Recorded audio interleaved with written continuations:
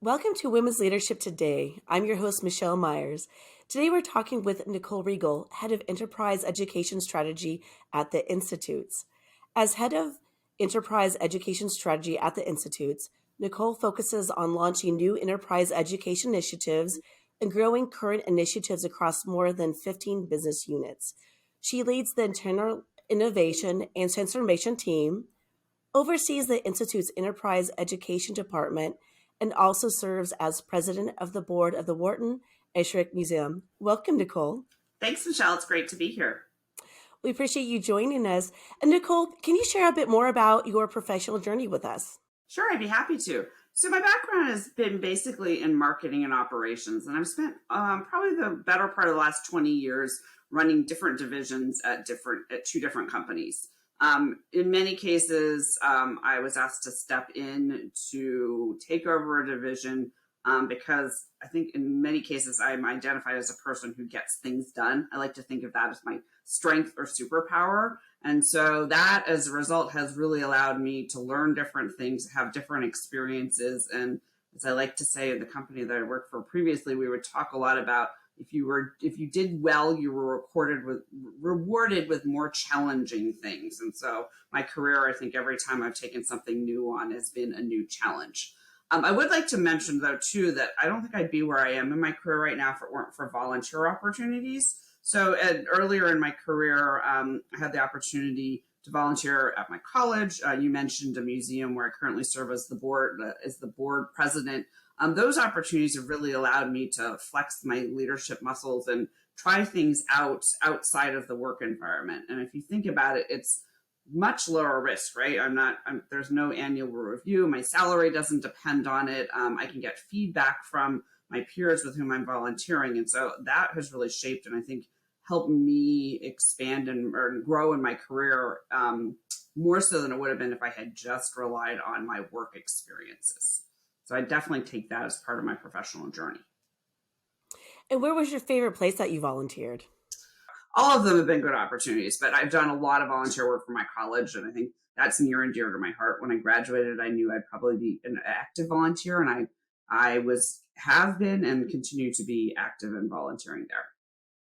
No, I agree. Volunteering definitely gives us a lot of opportunities and unique perspectives that our traditional careers might. And plus, it's a great way to explore other interests, especially like you said, when you're in college, you might find new passions that you didn't even know you had before. Exactly. Well, Nicole, I'm going to shift gears a little bit, but thank you for sharing your background with us. Sure. And as you know, in recognition of International Women's Day, our theme for this month is equity. And I know this is an important focus for your organization. You know, and the terms equality and equity often seem to be used interchangeably. However, there certainly are important differences between these two terms. Nicole, what are the differences between these two ideas? Sure, Michelle. I'm glad that you asked. And it wasn't until I don't think I'd really thought about the difference between the two of them. And when you and I were preparing for this conversation, we were using those terms equally, or we talked about using them kind of interchangeably. And upon doing some more research, I realized that was an oversight on my part, certainly. And so I've learned something just in prepping for this. So when we talk about equality, we're talking about giving an individual or a group of people the same resources and opportunities, assuming that they all need the same resources and opportunities. But when we talk about equity, it recognizes that each person might have a different set of circumstances and that needs different resources or opportunities in order to reach that equal outcome.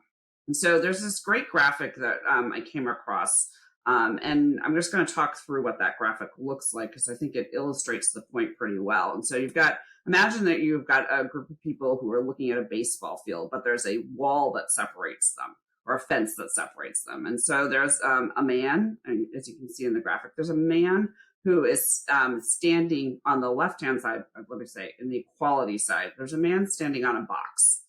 There's a girl standing on a box, and then there's a person in a wheelchair next to a box, and all of those boxes are the same height.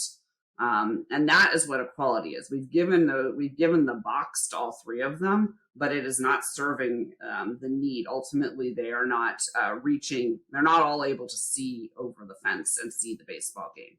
So if you look at the equity, the image for equity, the man is tall enough to see over the fence, so he doesn't need a box. The girl needs a taller box, so now she's been given a taller box to stand on. And then the person in the wheelchair has actually been given a ramp, so that person can get to the top of the ramp and then see over the fence. So now all three people can see over the fence, but they've been given different resources. One person didn't need a box, another person needed a taller box, and the third person actually needed a ramp. And so if you think about that, it's a great way to illustrate how the difference between those two words and the importance of the difference between those two words.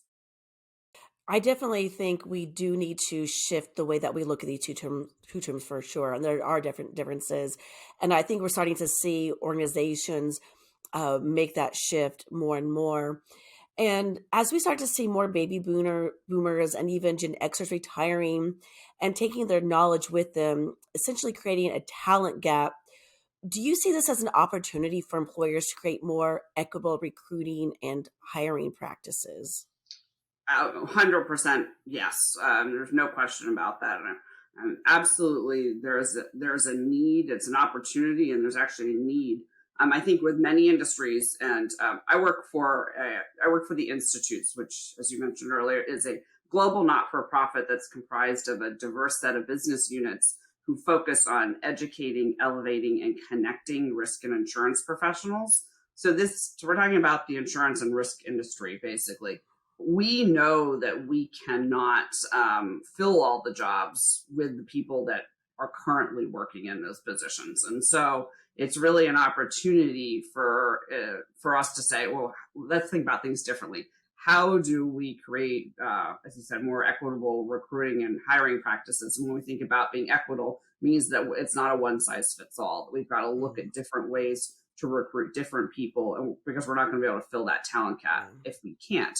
So that means creativity in how you recruit people, but it also is creativity in how you train and retain that talent, because certainly once you've got them in there, you don't want to lose them as well.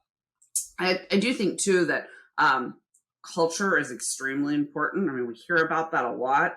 When I took the position that I did initially at the Institutes, I was looking for a company where I felt that there's a really strong cultural fit. And I was really fortunate to find one. And we at the Institutes live our culture daily. It is what drives a lot of the decisions that we make. I was literally just in a meeting where we were talking about how important it is to put the customer first, which is one of our values. And so it's so important to us that every person who interviews at our company actually goes through a culture interview. So we've identified a set of people throughout the organization who pair up, and their responsibility is to just interview a person and try and figure out whether there'll be a cultural fit. They don't come from the department that the person's being hired into. It is literally asking a series of questions to say, will this person work well within how we've identified culture at the Institutes? And it has been hugely helpful. Just since we put that into place, we've won Best of Philadelphia Places to Work in like 7 out of the last 8 years. And this year our company was given the great honor of winning Best Places to Work across the United States. And so a lot of that is culture driven. So we take that very seriously. So I think when we think about what can we do to make it more equitable, it's finding those people that fit in your culture as well, and there's so much that you can do to make that happen. I really like what you're saying about culture, and that's really fascinating that you actually build that into your interviewing process. Mm-hmm. And what is the main shaper of your culture? Is it a written plan, or how formal is it, I guess, is what I'm asking. Great question. So this predates me coming to the Institutes, but I've been here for close to 6 years. So I want to say 7 or 8 years ago, there was a push by our senior management team to really identify what our culture is and to put it into words. But it didn't start at the top. They actually went out and looked across the organization to say, who are some people who they believe were living our culture, and got those 3 or 4 people together. And they were the ones who actually came up with what our 5 values are. And and then clearly that went through, I'm sure, much discussion with our senior management team, who eventually adopted, but it came from within as opposed to coming from top down. And so we talk about our values a lot. It's always part of our strategic plan in terms of making sure that everything we do is focused on that. And then we also take the time to identify and focus on a value maybe over a year or two, so that we're putting a lot more effort into it. So right now, one of our values is be innovative. And that's something that we know we need to be more innovative, not just in products that we produce, but also in how we come up with solutions for our customers. And so that's something that we're putting more thought and emphasis, as in particular, on in the coming year. Well, that's definitely a very progressive approach to building and maintaining a culture. Yeah. That's great to see. And in addition to creating a very open, engaging culture, what are some other things that employers can do to diversify their workforce and create more opportunities for perhaps underserved communities? Sure. I mentioned earlier that at least in the industry that we serve, the insurance and risk management industry, we know, based on a study that was done in 2021, that over the next 15 years, 50% of our current workforce is going to retire, which leaves about 400,000 jobs that need to be filled. And that right now, less than 25% of the industry is under the age of 35. So we've got to do, I've been talking specifically about our industry, but it's a pretty big industry. We've got to do more in order to get different people into the workforce. And one of the things that we have focused, or that we talk about and focus on, are workforce development programs. So how do you get people who may have been in a different industry, may have a high school education, may not have gone the traditional college route? How do you get them into programs that will give them the knowledge and the skills that they need to be successful in this industry? We talk about offering apprenticeship programs. One of our largest brokers in the industry, Aon, back in 2015, 2016, decided that they were going to do a formal apprenticeship program. And in their case, they're a huge international company. They targeted on Chicago, which is their main office, and they said, we're going to focus on bringing people into our organization who are hard workers, but who also want to learn. And so they built a program where they work part-time, they go to school part-time to get an associate's degree, but they get paid for a full-time opportunity, which is life-changing for many of these people. And so I have many conversations with the group at Aon, and you hear stories like there are people who used to have 3 or 4 jobs and had no time for their family, and now they come to work and they've got more time, they've got more stability, but they also are getting an education at the same time. And so, and another area that has been a focus for the industry too is ensuring that we tap veterans, people who are leaving the military. We know that they learn lots of good skills and lots of good traits in the military, and how do we get them into our industry as well? So I think what I'm talking about is not necessarily unique to the insurance industry, but there are ways that this industry is certainly focused on trying to get different people into the workforce, and recognizing too that not everybody who comes in with the same set of skills. So we need to be equitable in how do we think about how we provide them training and education to get them up to speed. Yeah, and you were talking about education, which is, I know, something very important and near and dear to you. What role does education play in equity in the workplace? I think you can't have an equitable workplace without education. I mean, we can't assume that everybody who comes into a position knows everything that they need to know, right? And so finding the resources, it goes to finding resources and training and opportunities that will help people be successful. Anytime you take on a new role, anytime we do something different, I think it's reasonable to assume that you're going to need some sort of education or training in order to level that playing field. In order, you and I could start a job together, right? And we could come from different backgrounds, and I might need a whole bunch of training to get me up to speed, like weeks worth, but you might have come from a very similar position and only need a week worth of training. But that's that equitable, I think making it equitable between the two of us as opposed to the equality where we assume that we all come in and need exactly the same resources. So without question, I think in order to have equity in the workforce, you definitely need to have be open to providing education and training. Well, and you make a good point talking about how someone could come in with a certain level of education or skill sets, and another might need more additional education to bring them up to speed. As we move forward and we do start to see more of that talent gap that we were talking about earlier, do you think more organizations will take the time and the resources to actually make that investment in those employees that do need a bit more, training or education to help fill that gap? I'm certainly hopeful, particularly since it's the industry that I work in, and Mhm. specifically in the company that I work for, that we're focused on education.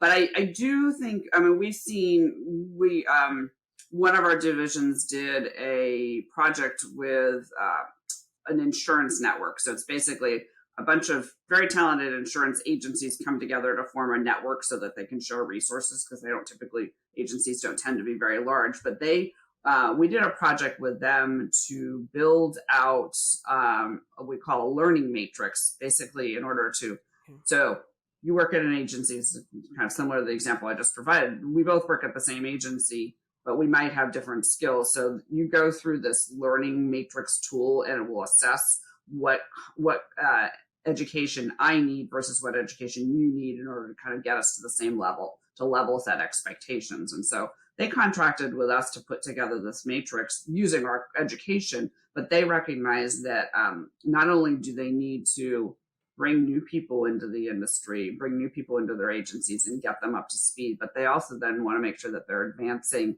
the people who are already there. So it's not just recruiting, it's retention as well. And I think education can be used for that retention piece as well, because you want to advance in your career, we want to make sure you get more education. This tool that I'm talking about also works in order to ensure that they're getting the knowledge that they need to move to the next level, to move on to a different position within the organization so that they stay there as opposed to Mhm. leave and then join another organization, because then they're back at ground zero at that point in time. Now, that's a very good point that you make, that it's not just a recruiting tool, but also a retention tool. And it's so important for organizations to make their employees feel that they are investing in them and want them to be with them for the long term and show Exactly. their value. That's a Yeah. good point. Well, Nicole, as we wrap up today, what is something that you feel most employers could be doing better or differently to create more equity within their organizations? So just I have a few thoughts on that, and one is something that we talk about at the institutes, particularly in our agent and broker group where I used to be involved. We talk about equity for all in terms of education, and so it's when we look at a company where we have a business to business relationship, we want to make sure that we at the institutes are offering solutions to everybody at that company. It's not just say a portion of that company. Mhm. And so we've been using that phrase coined by one of my colleagues, equity for all in terms of education. So that's top of mind. But I also think when I think about what we can be doing within the organization, or sorry, how we do things differently, I've got two thoughts really on that. It's changing your mindset. Just because we've done things this way all along doesn't mean we have to do it going forward. And so being open, being thoughtful about how we can do things differently, because we're not going to succeed, and we're as an organization, as people, we're not going to succeed if we don't do things differently and kind of reinvent our thoughts. And then I also think by creating a culture based organization where culture is driving everything that you do, and that culture is based on equity, then people who you give the resources and the opportunities to be successful are going to create an environment where other people want to work, where people are bringing their best versions of themselves every day. And that's an environment I know that I want to work in, and I think that most people would as well. Well, thank you, Nicole. That's all the time we have for today. We release 2 episodes a month, and you can watch us on YouTube and listen to us on your favorite podcast streaming service. Make sure to like, comment, and subscribe, and follow along with us on LinkedIn, Facebook, and Instagram. And Nicole, I'd like to thank you again for taking the time to be with us today. Michelle, it's been my pleasure. I thank you for inviting me, and I've had a great time talking to you today. Absolutely. And most people don't know, but Nicole and I have known each other for, almost 2 decades now. I'm going to go 2 decades. I think that's yes. That's right.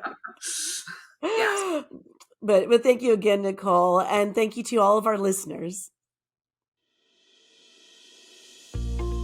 Thank you for listening. Progressive Women's Leadership is passionate about providing the best tools to help you reach your fullest potential. Visit us today at progressivewomensleadership.com for access to workshops, articles, e-guides, and much more to help you further develop your skills and advance your career.